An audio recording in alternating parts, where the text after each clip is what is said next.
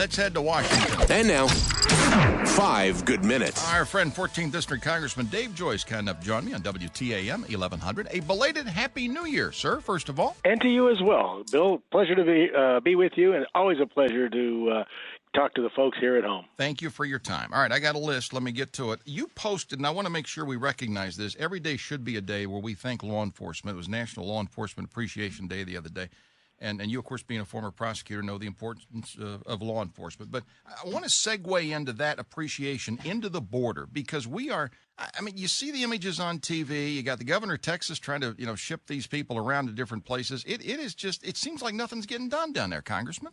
You're absolutely right, Bill. And unfortunately, I've been down to the border on a number of occasions, and no matter what we do, I mean, I know the Homeland Security Committee's talking about impeaching Secretary Mayorkas, but it doesn't change, because Mayorkas is either incompetent or he's just following orders, and I think he's just following orders. So even if you were to remove him, the president's just going to put somebody else in there who's going to continue to follow and carry out his orders of allowing this open access at our borders, and it's wrong. It can be stopped, and I have a Homeland Appropriations bill that right now would do all the things that we've been asking for in H.R. 2 and tie the funding to and policies and procedures to the funding, so it would force the administration to do these things.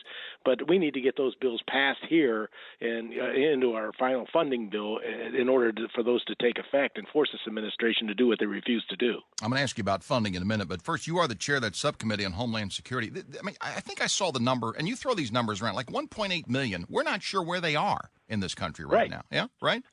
I mean, the numbers we're talking about, those are the ones we know. Yeah. And then you have to apply an equal number of gotaways. So if the agents grab a group of 10, there's a group of 10 to the right and left of them that both flee. And those numbers are staggering.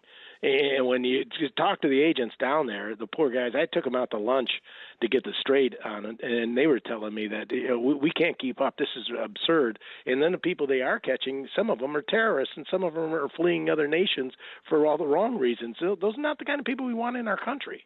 Congressman Dave Joyce with me. At one point early last year on one of our visits, and you're on House Appropriations, I think you guys got your work done, let's say, early, as far as you got to get all the appropriation bills together. Remember this from junior high. Got to agree on what we're going to spend.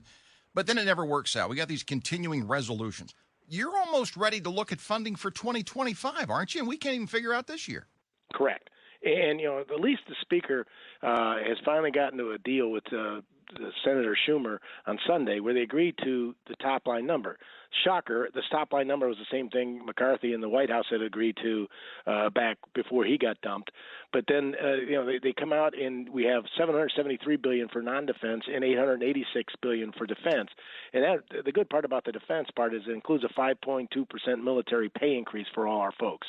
And so our goal is not to shut down government, because shutdowns only cost us taxpayers billions of dollars. And I've been through 3 of them now, and I've never seen the results of them produce anything that's in the best interest of the American people. In recent history, no one's gotten what they wanted. And so President Biden, of course, would love for us to shut down right now, because it would make us look even more dysfunctional, and it would take the focus away from the border. And Democrats and Republicans understand the problems at this border are a huge issue.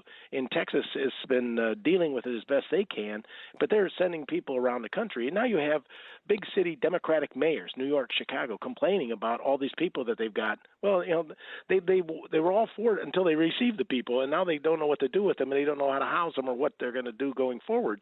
So, as an appropriator, look, I like to pass all 12 bills individually, and there's only 2 realistic options at this point that can make that happen. Pass a short-term CR that's going to take us into March 1st or maybe March 15th, and allow us to figure out that now that we've got these top lines, we get a spread across the 12 different bills, the top line numbers, and be able to actually do our job. And that way we can tie the funding to the policies and procedure of Republicans and get away from the Pelosi budget. That's what if we do a year-long CR, we're just going to continue to fund the policies and procedures that Pelosi and Schumer had put in place. Final minute, and I'll get you out of here. You're also on the Defense Subcommittee. Our Defense Secretary, Lloyd Austin, I think we're all just scratching our head. I mean, his health is one thing. It's important, don't get me wrong. But not to let the commander-in-chief know about what was happening and really be out of service for a couple of days. That's disturbing, Congressman. Absolutely. And I know your viewers, your listeners certainly don't need to understand that the world's on fire. and to have our Secretary of Defense incommunicado for a number of days. While I can understand and appreciate the surgery he's going through, and I hope that he gets better from the cancer, and I'm sorry that he's sick. Yeah. The idea is that the president should know. Right. And the president didn't know for 3 days. So what the hell is going on up there at the White House and in his administration if people are not in communication? I mean, granted, he went and ceded the powers to his deputy secretary, but certainly the White House should have known. All right, finally, can the Browns cover 2.5 against the Texans? They're favored on Saturday. It's an election year. I know you're going to pick the Browns, so we'll set that aside for a minute. Well, I was just asking Scooter where we're at here. Where's the smart money going? And his prediction is we're going to win by 1. And I said, well, that's great. I'll take a win however we can get it. But all I know is that I talk trash all the time up here with Browns and all the other members, and they're all giving me grief like, oh, you guys are keeping that team together with Band-Aids. Please don't take advice from Scooter, Congressman, please, okay? Hey, thanks for your time this morning. I know you're busy. Appreciate it, sir. Always a pleasure. Thank you, guys. Take care. 14th District Congressman Dave Joyce.